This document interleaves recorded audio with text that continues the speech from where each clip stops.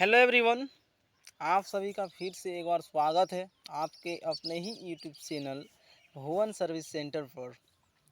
आज हम लोग डिस्कस करने वाले हैं कि बेसिकली डिजिटल एजुकेशन होता क्या है।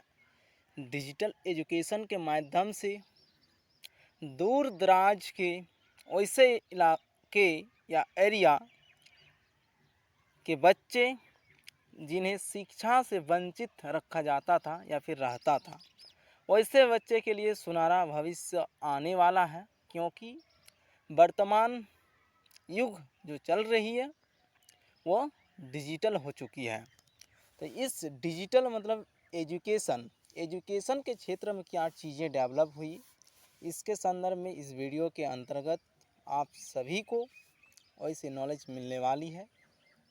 इसलिए इसका टॉपिक है डिजिटल एजुकेशन। ओके, तो हम लोग अध्ययन करते हैं कि डिजिटल एजुकेशन होता क्या है। भारत डिजिटल शिक्षा की दिशा में तेज़ी से गति कर रहा है। ओके, समझ पा रहे हैं बात को। भारत डिजिटल शिक्षा की दिशा में तेज़ी से प्रगति कर रहा है, जिसमें कि स्कूल, विश्वविद्यालय और कॉलेज द्वारा डिजिटलीकरण को अपनाने, इंटरनेट की पहुंच बढ़ाने और छात्रों की बढ़ती मांग से समर्थित है। समझ पा रहे हैं ना बात को। एक तरफ से आप सभी ध्यान से सुनेंगे। इस पीडीएफ में जो भी चीज़ें इंक्लूड की गई है वो अति महत्वपूर्ण चीज़ें हैं, डिजिटल एजुकेशन से संबंधित चीज़ें हैं। ज़्यादा टाइम लेते हुए आप सभी को कम से कम टाइम में समझाने का प्रयास करता हूँ।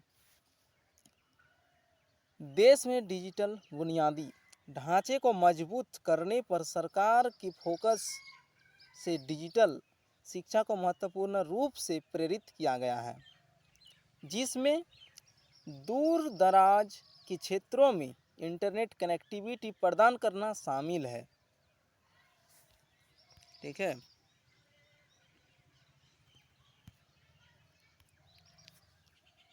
एक रिपोर्ट के अनुसार भारत में सक्रिय इंटरनेट उपयोगकर्ताओं के 2025 तक 900 मिलियन तक पहुंचने का अनुमान है। ठीक है। अभी जो वर्तमान 2023 ईस्वी चल रही है, तो एक रिपोर्ट के मुताबिक डाटा कलेक्ट की गई है, 2025 तक 900 मिलियन तक पहुंचने वाले हैं। ठीक है। जो 2020 में 622 मिलियन से अधिक सक्रिय इंटरनेट उपयोगकर्ताओं से 45% अधिक है। समझें, मतलब 622 मिलियन कब थे? 2020 में, और 2025 में संभावनाएं जताई जा रही है कि ये चीज़ें 900 मिलियन तक पहुंचने वाली है। तो इनसे 45% अधिक। ठीक है।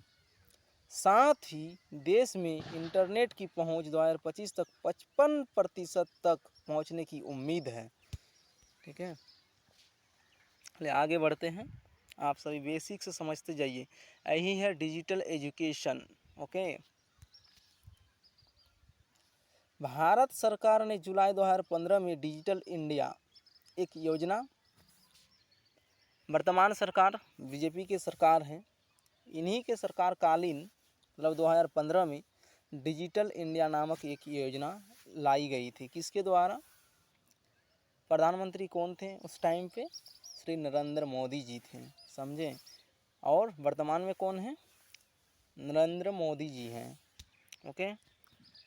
और नरेंद्र मोदी जी का पूरा नाम क्या है? आप सभी कमेंट बॉक्स में जाके कमेंट कीजिएगा, ताकि हम पता कर सकें कि आप लोग का नॉलेज का स्तर कितना है। ठीक। चलिए आगे बढ़ते हैं हम लोग। पहल भी शुरू की। ठीक है। जुलाई 2015 में डिजिटल इंडिया पहल भी शुरू की, ताकि ऑनलाइन बुनियादी ढांचे को मजबूत किया जा सके और नागरिकों के बीच इंटरनेट पहुंच का विस्तार किया जा सके। उदाहरण के लिए ग्रामीण क्षेत्रों को हाई स्पीड इंटरनेट नेटवर्क से जोड़ना। ठीक है, ये क्या है, सरकार का लक्ष्य है कि ग्रामीण स्तर के जो भी दूर दराज क्षेत्रों से रहे हैं उनको इंटरनेट कनेक्टिविटी से जोड़ने के काम करेगी। डिजिटल इंडिया पहल के हिस्से के रूप में सरकार ने स्मार्टफोन ऐप इंटरनेट सेवाओं का उपयोग करके दूरस्थ मतलब बहुत दूर और शहरी क्षेत्र में ऑनलाइन शिक्षा प्रदान करने के लिए ई शिक्षा पहल भी शुरू की। ई शिक्षा मतलब समझ रहे हैं ना। और एक चीज़ें आप सभी यदि कर सकते हैं तो कीजिएगा कमेंट बॉक्स में।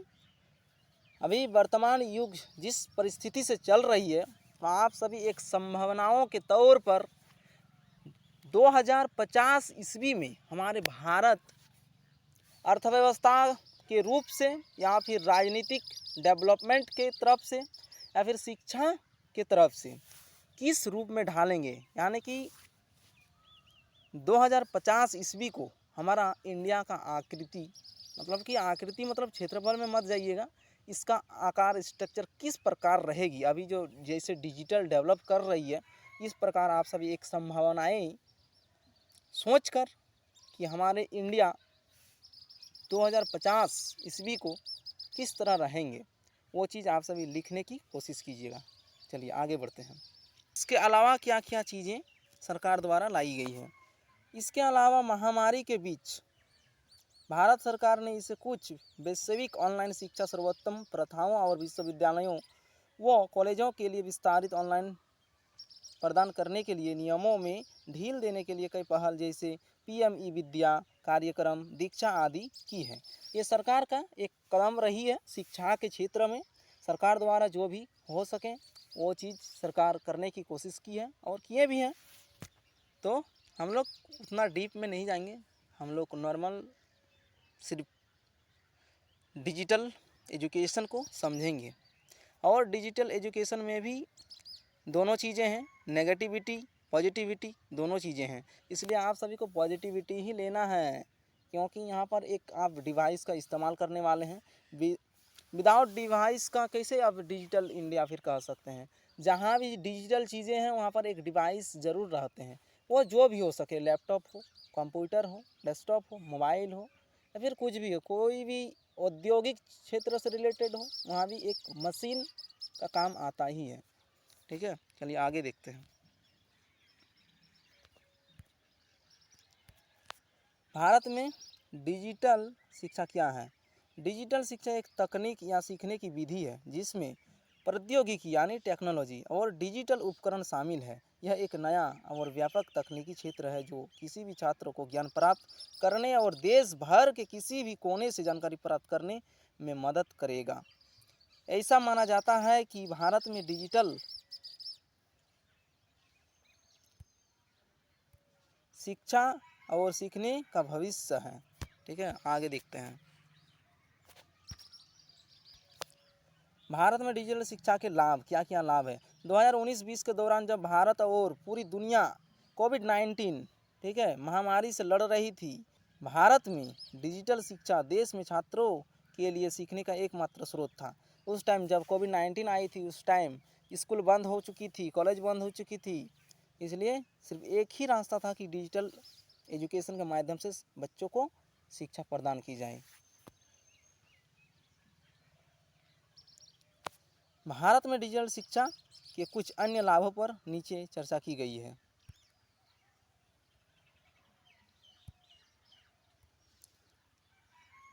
इस पहल ने छात्रों को न केवल किताबी जानकारी हासिल करने में मदद की बल्कि व्यवहारिक और तकनीकी ज्ञान भी दिया।